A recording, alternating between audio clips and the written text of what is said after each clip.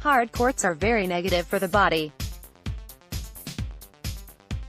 I know this sport is a business and creating these courts is easier than clay or grass, but I am 100% sure it is wrong.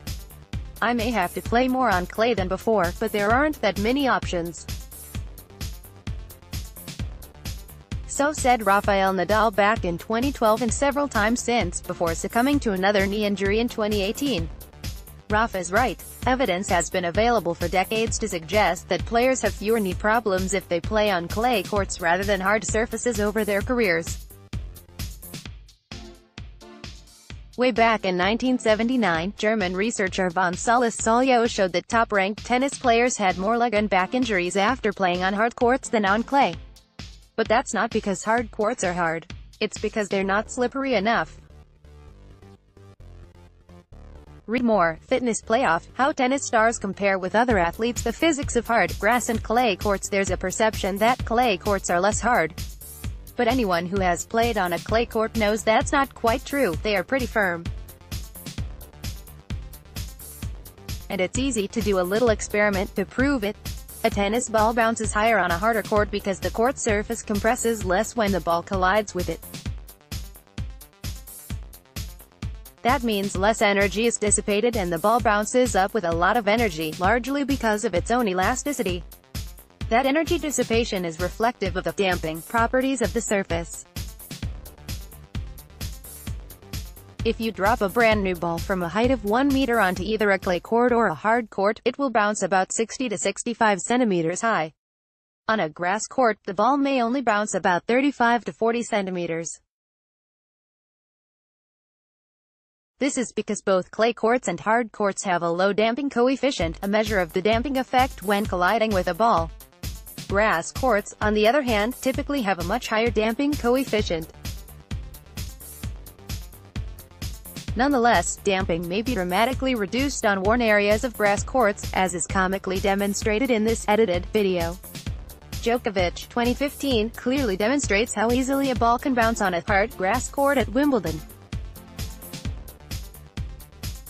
And tennis players spend a lot of time running on this hard, worn part of the court. A fraction too much friction. Say if clay courts, and some grass courts, are also hard and don't have a high damping coefficient, why aren't they also linked with high injury rates? A study published 31 years ago provides the best answer. Researcher Ben Onig and a colleague examined injury rates in more than 1,000 tennis players.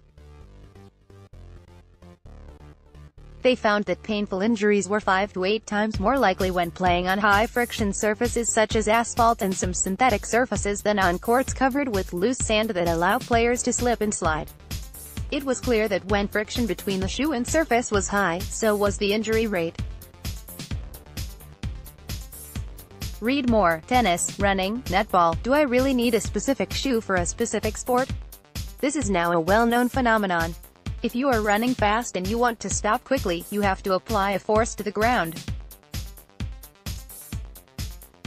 The ground returns that force to you. For the science buffs among you, that is Newton's third law, to slow you down.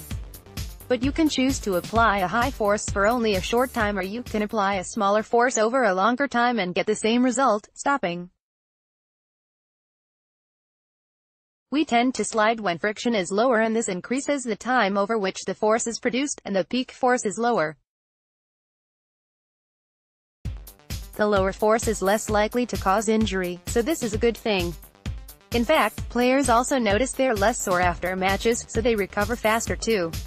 Actually, the effect of surface friction is seen in other common sporting tasks. For example, other researchers showed that injuries are greater in pivoting sports such as netball or basketball when surface friction is higher, even when both surfaces, artificial versus wood, were very hard. In this study, the injury rate was double on the artificial surface, which allowed less sliding. How we choose to move. But there's another reason for the injury reduction benefit of lower friction surfaces. On these courts, we choose to move with different, and safer, movement patterns during high-intensity, agility-type tasks such as those in tennis. A great example is provided in a study looking at people experienced in sports that required sidestep cutting maneuvers. Cutting maneuvers are those that require rapid changes in direction. When tested on different surfaces, sports people were found to land with their knee straighter and more rotated when running on surfaces with higher friction. This is considered to be a serious risk for knee anterior cruciate ligament (ACL) injury during cutting tasks. So in a nutshell, there are two things that place us at risk of injury when playing on surfaces with high friction: a lack of energy dissipation, plus a difference in how we move, including rapid changes of direction, as occurs in tennis. Luckily, a lot of effort has been put into improving hard court surfaces. At this year's Australian Open, you'll see players sliding quite well on the plexicushion surface, made from latex, rubber and plastic particles, which is specially designed to allow players to slide. It's safer for the players and also fun to watch. Nadal sliding on clay and plexicushion at the Australian Open. Read more: why so many tennis players go pro even though few make